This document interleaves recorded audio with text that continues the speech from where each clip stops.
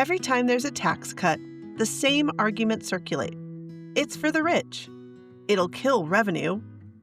It'll explode the deficit. But history tells a more complicated story. With Trump's tax cuts, critics are predicting the same problems. Are we headed towards disaster? Let's look at a previous tax cut and what it might predict for our situation. Tax cuts. Myth versus history. Welcome to Into the Desert, exploring the wilderness of ideas. Don't forget to hit those like and subscribe buttons. We need your support. Become a fellow adventurer by supporting our channel's mission of encouraging discussion, not division, on Patreon. The link is in the description. Now that Trump's tax cuts have taken effect with the start of the new year, there is, predictably, a lot of dispute over their effectiveness. This is nothing new, and in fact, the argument changes little from tax cut to tax cut. Opponents of the Reagan tax cuts also claim that they were for the rich, costing the government money and thereby exploding the deficit. While it is too soon to judge the effects of Trump's tax cuts, plenty of time has passed for Reagan's tax cuts, so we can judge the effect and see if the charges against them are correct. As usual, when discussing Reagan's tax cut, things were not quite that simple. There were pros and cons. The tax changes under Reagan really consisted of two major bills. The first was the Economic Recovery Act of 1981, passed shortly after he took office. The second was passed in the middle of his second term, the Tax Reform Act of 1986. While nowadays these laws are often grouped together as Reagan's tax cuts, they had different aims and produced different results. Thus, it is essential to distinguish between them. In addition, these were not the only tax changes. There were also at least 4 tax increases during Reagan's administration to make minor adjustments. The 1981 bill fulfilled Reagan's key campaign pledge to lower tax rates, with an across-the-board 25% reduction in marginal tax rates. It also introduced the indexing of tax rates to prevent people from being pushed into higher tax rates due to inflation, and attempted to reduce the effects of the marriage penalty, which caused married couples to pay higher taxes than a couple making the same amount but who were not married. While it did not eliminate the marriage penalty, it did reduce it. One significant problem with the bill was that the tax cuts were phased in over 3 years, with the first 5% occurring in October 1981, the second 10% in July 1982, and the third 10% in July 1983. While this may have made sense to government accountants, in terms of the bill's name, the Economic Recovery Act, it made no sense at all. Because these taxes were phased in, the effective rate cut in 1981 was only 1.25%. Thus, while the brief 1980 recession ended, unemployment saw only minimal improvement. In late 1981, the country fell into a longer, deeper recession. When the second phase of the tax cut took effect in the summer of 1982, the effective rate cut for the year was only 10%, less than half of the overall cut. The problem was that those making economic decisions who could afford to wait for the full tax cut to kick in, waited. Rather than helping the economy, the phasing in of the tax cuts made things worse, and unemployment jumped to nearly 11%. For many people, the tax cut had failed. This led to huge Republican losses in the 1982 midterms.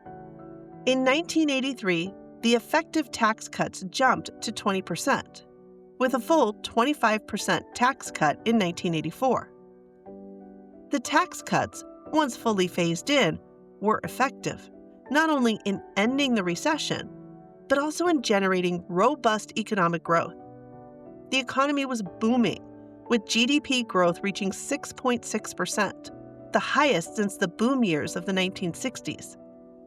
then jumping to 7.2%, its highest level since 1951. Reagan ran for re-election in 1984, campaigning on Morning in America, and he went on to win 49 states. What about the charge that he reduced federal revenue and thus exploded the deficit?